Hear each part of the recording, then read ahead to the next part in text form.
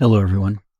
Yeah, I know we're getting toward the time where, at least up here in the Northeast, hopefully soon, we'll be able to get out and do some outdoor photography and indoor photography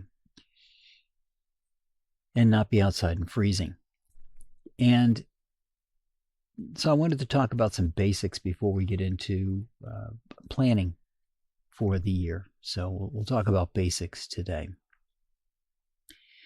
Now, if you don't use your camera to just do all your settings for you, which I do not recommend, and we'll explain why in a minute. Cold weather can make it difficult. Cameras are not made for use with gloves on, and so that can make things a bit tricky when you try to do this in the winter. And of course, what I'm talking about is aperture, shutter speed, and ISO. Now, the reason you don't want your camera to do this stuff for you is multiple.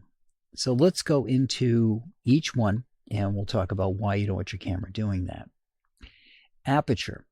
Aperture is going to give you that beautiful bokeh, right? If you're doing an event or a portrait and you want to highlight one thing of it, be it an object on a table, be it a person, whatever it is that you want to highlight, being able to take that F number and drop it down as low as it can go. I've got one that goes down to 2.8. I wish I had one that was a little lower, but 2.8 is good. Allows you to focus in with a short depth of field, which means that certain things are going to be in focus and everything else is going to blur off. That allows your subject to pop, right? They appear in front of you and everything else fades off into a blur.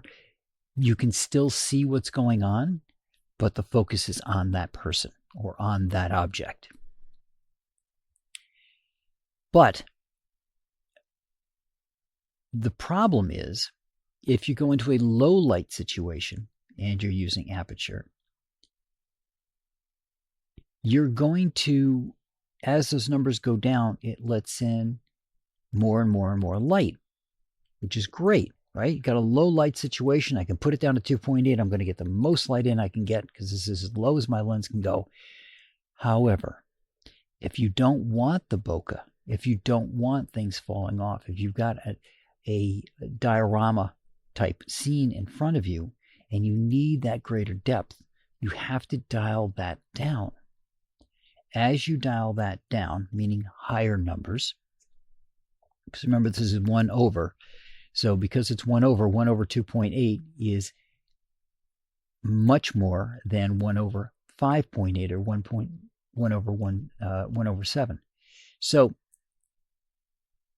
as you bring that up so that you get a greater depth of field, and if you're not familiar with depth of field, there's calculators online and you can get for your phone. Go play with them, check your distances and what the apertures get for you, and see what you can get an idea of what depth of field you're looking at. But having that depth of field, you're going to want more of it, and the bigger the depth of field, the less light that's coming into your camera, which isn't as good in low light situations. So now we walk to ISO. I'm going to skip shutter speed for a moment here and go to ISO. A lot of people just say, well, we'll dial the ISO up. High ISO gives you grain. All right. So your camera may say, oh, well, I'm in a low light situation here. I am just going to crank that ISO up because I'm going to fix certain things. And it could do any of these three things to try to manipulate it to get the light that it needs. And just doing these kind of off of a mathematical calculation is not what the eye is going to see. So as you dial the ISO up, the pictures get more and more grainy. Now, there are applications out there that can fix these, but you don't want to do that if you can avoid it. Why do you want something else messing with a photograph that you took, that's your work? And so you want to keep the ISO low. Now, when you're outside, it's usually around ISO 400, right? When you go inside, the new digital cameras can go to insane levels of ISO. So you can see things that you wouldn't normally see. But when you really look at the picture is very grainy. It's like an old film photograph. Which, if that's what you're going for, have at it. But if you're looking for a clean image, there's only one other thing that you can do. Now, your depth of field is going to fix your aperture, and then you're going to have to work around that. These are all going to be trade-offs. Your ISO is going to give you grain if you go up too high. That's not going to work. So the only thing left is shutter speed. The slower the shutter speed, meaning the longer the time that the shutter is open. All right, the faster the speed, the faster that thing clicks, the less light it lets in. But if you're lowering the shutter speed, now you're starting to get into motion blur. If you have a scene where people are sitting, for example, I'll give you a real world example here. When I go to the fort and I'm walking around from place to place, the tailors usually have a room which has some of the most light that these rooms at the fort have, which is kind of sad. They leave the door open, so they got light coming in from the door. Just down from that on the same side, so we're gonna set the scene for you. There's a fireplace to my back. The entry door is to the left, and it's open. About 8-10 feet down from that is a window. The wall that I'm facing is a solid wall. Over on the right, and the wall behind me with the fireplace is a solid wall. Over to the right is another window, about in the middle of the wall, which puts it between where the door and the window is on the other side. That's the only light coming in. But I'm working with tailors. Tailors don't move quickly while they're sewing things. So if I'm trying to get a picture of them all working and sewing, and maybe I want to get a picture of the crowd as well to show that people are paying attention to it and what the mood of the day is, I can go pretty low on shutter speed, right? I can go down to an 80th of a second, or I'd usually be in the 200s for a minimum. So I can go down to an 80th maybe in there.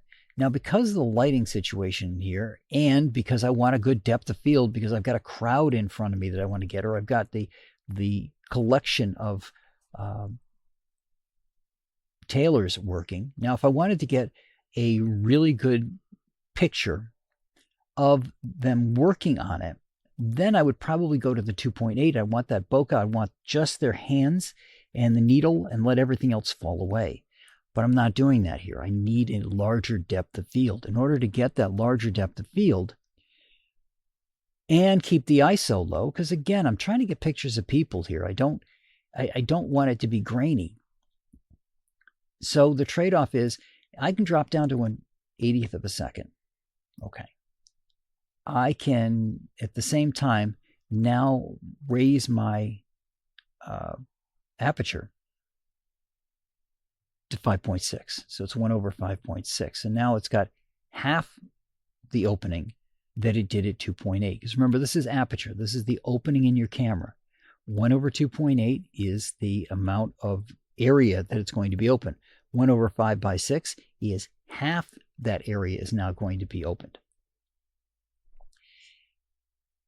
And now I can dial my ISO down. My ISO is still pretty high. I think it's between 1200 and 1600 that I have to shoot to get a bright image in here. Because remember, if you can't get if you shoot it too dark, it can't pull the detail back out of nothing that it could see. And if it goes too light, you can't bring the detail back over things that got washed out. So you've got to find that sweet spot. There are some things you can adjust a little bit, right? You can bring the brightness up a little bit, you can up the exposure a little bit, but again, if you really want the detail, you got to nail this straight on. If you let your camera do it, you don't know what you're going to get, right? If your camera setting is on portrait and it says it's going to do everything for you, or you're using your cell phone and it's going to do everything for you, you're going to get whatever some mathematical calculation figures is going to be the best shot. The only way you're going to know how to do the best shot is to practice, is to get used to taking shots and looking at them, right? You got a digital camera, you've got a screen on like 98% of them. Look at the screen when you get done. What do you think of the picture that you just took? Do you need to tweak your settings? A lot of it becomes practice, and then once you've had the practice, it becomes second nature to do this stuff.